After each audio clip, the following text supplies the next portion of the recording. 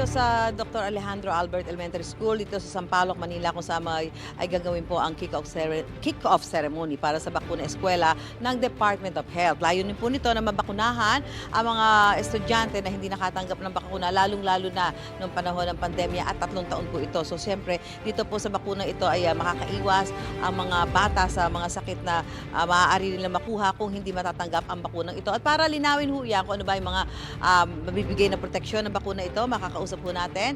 Walang iba kundi ang Secretary po ng Department of Health, si Secretary Ted Herabosa. Sir, Secretary, good morning po. Good morning, Susan, at good morning sa mga taga-subaybay ng unang hirit dito sa GMA.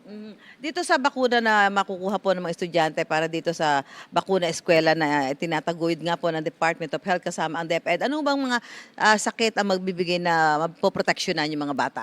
O nandiyan dyan yung measles, rubella, or German measles ang tawag doon, yung tetanus, yung diphtheria, at yung human papilloma virus. Yung huling bakuna na yun, yung HPV, yun yung nagpiprevent ng cervical cancer sa kababaihan.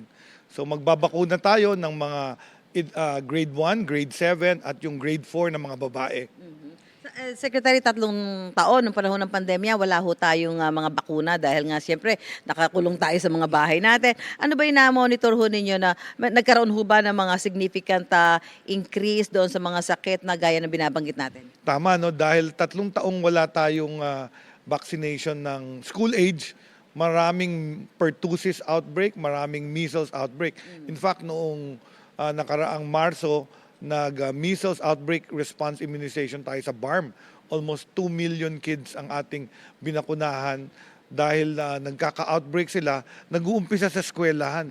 Dahil yung mga batang 9 years old, walang bakuna. So naghahawahan na iuuwi dun sa mga bata at may mga namatay. So tayo, measles response talagang Ramadan.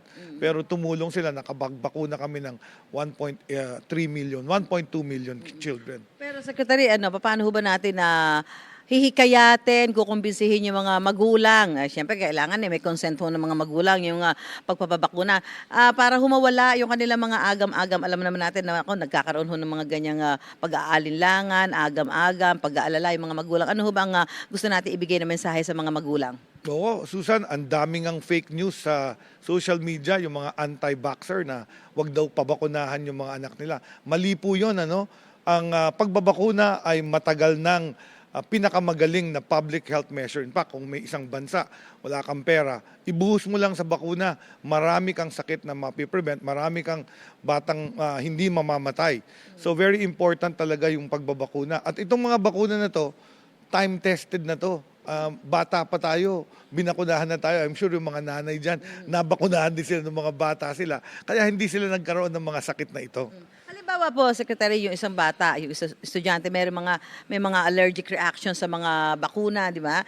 Ano ho ba ang mga dapat gawin kung sakali, during the vaccination nagkaroon ho ng allergic reaction yung bata? Ano ho mga dapat gawin? Actually, very low na yung allergic reactions dito sa mga bakuna nito kasi matagal nang ginagamit. Siguro konting sakit lang sa injection site at kung minsan nilalagnat, actually maganda nga yung pag nilagnat kasi ibig sabihin nun, na-trigger yung kanyang immune system.